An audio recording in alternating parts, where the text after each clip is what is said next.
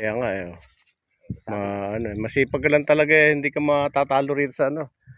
Na ano ko nga ron eh, kung matalo ka sa sili, sa ibang gulay ka naman ano. pero maganda Choroni pagka nagpatanim ka. Oh, Kung sili, purong sili. puro sili. Kasi pag kinambahan nyo to, tag 800 ang kilo dito, 500 na lang. Oo, Napakaginawa kong alagaan. Tapos sa ng talbos ano. Kaya lang ho nagkabungoy-bungoy yan sa bagyo. Oo. Napatay ho ng bagyo yan. Dahil lantad kasi dito. Mm. Kaya yung ano ng hangin dito sa ano. Tingnan, Pero maganda yung ano.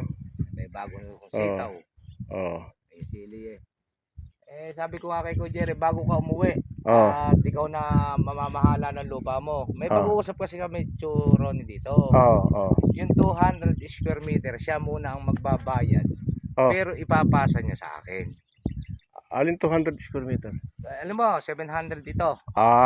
Kanya ho'y 700. Oo. Ang plano ko ho kasi ako, kukunin ko sa kanya 200. Hindi lang sa ngayon kasi ako magpapaaral ako ng kolehiyo. Hindi ko kakayanin.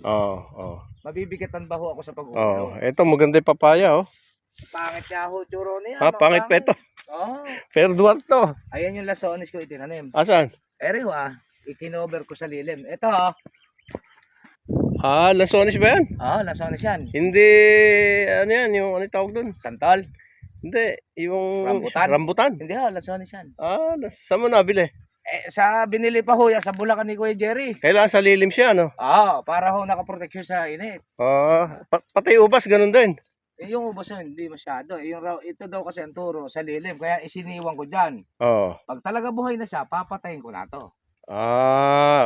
Ano ba ito? Kamuting kahoy na native? Ito ang native na sinasabi ko. Ano maganda.